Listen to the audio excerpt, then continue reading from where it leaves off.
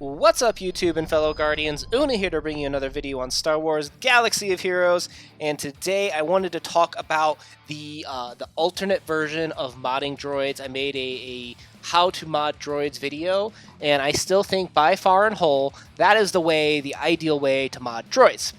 However, what we're seeing is a lot more Pretaunt units, so like Shore Trooper, Bays, they come along, they're already pre-taunting, you launch all your salvos against them, and you just kind of eat into their health pool, and you're not hitting their damage dealers. And if you guys watched the other video, you know the way droids work is you go after the big damage dealers or those support units that shut you down first. It's a requirement for droids. That's how droids work. If you're not doing that, you're going to have a hard time using droids. So with Pretaunts, with them gathering all those attacks towards your own units, it can be hard to hit those damage dealers. So I wanted to talk about the alternate way for now modding droids. I still think the other way is better if you're not facing a lot of Pretaunts, but also this way is very interesting for rebels with Wiggs specifically, because the other way, HK could potentially set off Biggs. It's a risk that you just take, and then along comes 88. And he'll typically get, maybe an ability block, maybe he won't. But it could set off the Biggs triple attack, one or two times, which could give the other team a chance. With droids, it's kind of R&D. Sometimes the Wiggs win, sometimes you don't on defense. But it is in the attacker's favor always. But with this new method, if they don't have a Pretaunt unit, you just lay down one debuff with B2, and that's it. And you don't set off Biggs before 88 goes, where he could potentially do the ability block. So this new method is great. It's required, in my opinion, for Pretaunts. It makes Pretaunts a lot easier, I'll say it that way. And it kind of helps out for Rebels too. So if that's what you're facing a lot in Arena, you could take a look at this. I definitely think it's a later game mod method. I think if you're struggling with mods, go with that first method I showed you with the HK 88 turn order first. But once you get more involved, once you get more mods, you could look at this method, and I have found it very helpful because when I look at my arena, I'm starting to get a lot more of these Pretaunts. Right here we got two Bays, we got a Base and a Shore Trooper. This he's creeped up a lot, and he's using kind of a Gear 10 shorty, only 3-star, but it's gotten him up here. And where's our man El Rato? Oh, hey, El Rato has changed. He used to be a Rebels user, but it looks like he's using Empire now. But he's still using Bays, right? So we've got some Pretaunts, and that's caused a little bit of an issue for droids. I started to get knocked down a little bit. But ever since I started using this new method, it's helped out a lot. I just went and did a match against Cayman, and I'm going to jump into that footage here in a second. I've been wanting to show this video to you guys for a while, but to be honest, I have not been falling down past top 5. I think I was in 4 yesterday when I started. I was in 6 the day before when I started.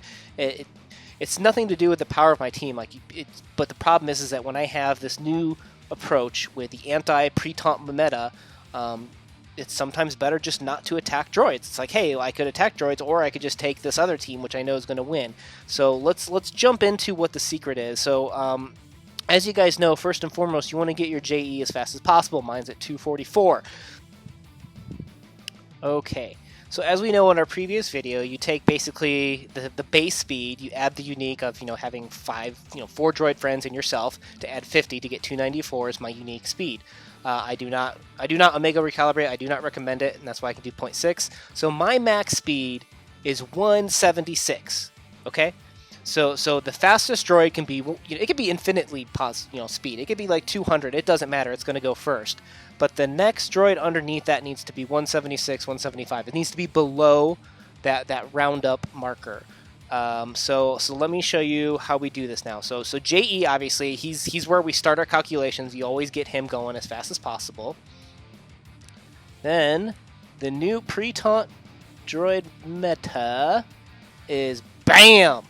We've got a B2 Super Battle Droid at 182. Totally ridiculous. I actually, I had him at 176 not more than 20 minutes ago, but I just, in the AAT raid, I totally just got that +6, the Mark 6 thermal detonator, which gives you 6 speed. So I could definitely strip some mods off of him because honestly, when this idea first came out, I didn't want to do it. A lot of people were talking about it. I know Arnold T101 was one of the first people to jump in on it. And it wasn't until later that I decided to jump on it, but I just didn't want to put speed mods on B2. There's better things to do. But what happens is when you get him at or above the speed cap, so mine is, what did we say it was? I already forgot, 176, I think it was 177. He's going to go first. And on offense, when your B2 sees a buff, okay, so the Pretaunt counts as a buff, and Boba's, unfortunately, also counts as a buff, even though you can't strip it. So what he's going to do is he's going to do his mow down, okay, which is going to remove all positive status effects. And what that does, and it also potentially lays down ability buffs. So when you're going against these Chaze teams that to keep putting up all these, these health over times, these heals, and when they keep putting up these taunts, by getting first of all, dispelling so you can attack their damage dealers, and then having a chance at putting a buff immunity on them is absolutely game changing. It is, like, to me, now that I've been running this for about 2 weeks now, and seeing the results, this is the way to go if you're seeing Pretaunts and you're seeing Rebels. Now, if let's say you're just finding a traditional Rebels team like Wiggs do, kind of like the older meta, it's not going to see any. It's not going to see any taunts, right? It's not going to have any buffs. So what he's going to do is he's just going to do his basic, and that's going to lay down an evasion down. So you at least get one buff, okay? So after B2, okay, so below 176, I don't have it modded perfectly yet, but I've got him at 174, okay? And he is, what this does is then he's going to lay out his AoE, right? So if you had the Pretaunt meta, okay, first of all, you're probably going to have 3, 4, characters, potentially 5 if you're super lucky, that have a debuff. Well, that's going to cause 88 to do more damage. That's what HK used to do. Now it's B2, but B2 not only he doesn't do as much damage, but he lays down the debuffs, but he also allows you to attack the damage dealer. So as soon as 88's done, he could start hitting Wedge or Boba. If you've got a fast Boba, I'm noticing I got to take Boba out first, then Chirrut, and then Wedge. That's crazy because Wedge used to always be first on the list, but I couldn't do any of that if B2 weren't clearing out that Pretaunt. So get your B2 above or at the speed cap, then have 88 go. I don't have it modded perfectly yet. Like I said, I do have 86 go first. I would prefer 86 to go right after 88 in the case that he calls 88 so that 88 can go a third time. I talked about that in the previous video working on it, but honestly, the B2 is the first and foremost most important. And then what I do is I have HK actually go last now. So his AoE, especially at gear 11, does do pretty good damage.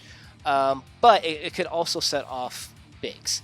So by giving yourself the chance to get rid of that Pretaunt, having 86, 88 go, you have a chance at potentially taking out Wedge where the setting off bigs isn't as big of a deal. And it's up to you whether you still want to do the basic, whether you want to do the AoE, but on defense, he's always going to do the AoE. But this at least gives your defense a chance to take out that Wedge, to take out that Boba before HK goes and sets off the big triple attack. So, let me jump to the video that I just recorded. Okay, so over here on the left we have Cayman, who's got a shore trooper with about 70 grand. Was that what that was? About 70k protection. His Chirrut is only 30, and you'll see that the Wedge is, he's always about 30 at gear 10, and then Biggs is usually just over 30. So that's usually about 2 droid hits, so you can generally take out them pretty well. And then Baze is really, really underpowered. So this is not the best example of the highest power team. Like you could see here in our top 10, we talked about this earlier. I was just kind of, when I said I pre-recorded this video, but here's where I discovered, El Rato. I was kind of surprised that he switched to Empire. But our number 1 player in our arena right now is Ez, and I can beat him, but it is not consistent. Like, this is a really hard team for droids. This is a droid killer, but you could still take it down. But in my opinion, I think you really need to go with this Pretaunt meta in order to do it. It's not 100% consistent, so that's why I'm going to go against Cayman. And as you can see, this Chaze combo, it's serious business. You gotta be prepared for this. So I'm just taking in the usual team like you guys saw in the previous video, just with the different speed mods. Where you're going to see B2 go first. So our man JE does his one and only job. You see, we've got positive status effects. So boom, first thing B2 is, look at that. I got 4 debuffs right away. That's great. Why you guys always got to pick on JE? So in this combo, you could take out Chirrut or you could take out Wedge right away. It's up to you. I decided to go with Wedge, and I wanted to go with Chirrut right here, but with you'll see with JE being so low on health, they're going to kill him, and Base is going to taunt. So now what needs to happen is I really need B2 to go again so he can remove all these, because Chirrut always does his little cleanse.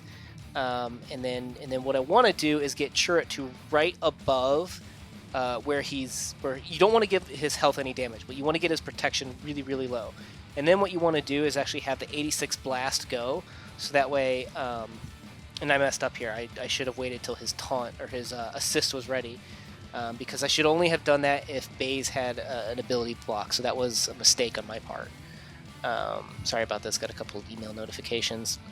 So now I'm just going to have to chew through Baze a little bit, and I think I got one more email notification. Yep, sorry about that. So at this point, I really need to get B2 triggered again. B2's not doing his job where he's not getting triggered by these attacks. So I need to take Baze out here. He's just about done. There we go. Finally, B2 gets triggered. And of course, did I miss there? Is that what happened? Did I just miss with an evasion?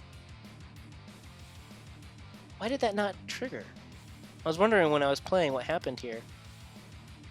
See, I don't understand why those weren't removed. It didn't look like he dodged and he had the evasion down, so I don't know, maybe you guys out there in YouTube world can explain because you're smarter than me, but that was a big deal to lose B2 in this battle. And of course Base is now back up to max health. Jerk. But luckily, I just did Omega the 88 basic the other day to help with all this Chirrut and Sunfac stuff. I'd never recommended it before, but now I would say you need to Omega 88's basic. So now that Chirrut's out of the way, this shouldn't be too bad. Because you can just kind of, you could take Biggs. Biggs is not too scary by himself, honestly. It's only when he's with Wedge that he's super intimidating. So as you could see, even though that team was like, you had a 3-star, like a Gear 8 Baze, like, it was really hard for droids. Like, it's a hard thing. So being able to lay down B2, and honestly, if you gotta get lucky with some of where these ability blocks land, and hope that the ability block also doesn't just totally whiff like it did that one time against Baze. But that is how you fight this Pretaunt meta. Chirrut is obviously the most difficult of all of these, but if you have just Baze or just Short Trooper, you lay down B2 and you play the droids like you usually do. With Chirrut, you got to kind of start dancing around kind of him and Baze and when they taunt, and it's hard. I'm not gonna lie, guys. They definitely outmatch droids, but that is how you beat them.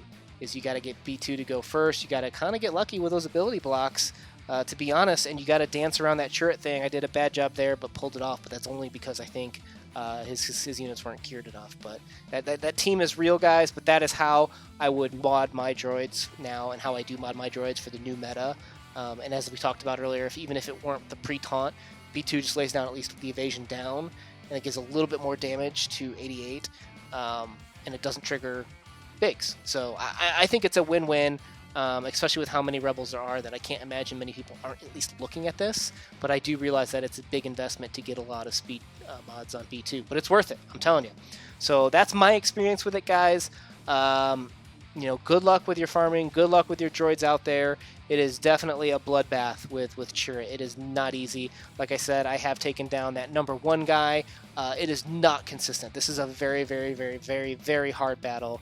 And I hate when I have to rely on beating him for payout, but I do it, and it is what it is. So good luck with your droids out there, guys. Una out.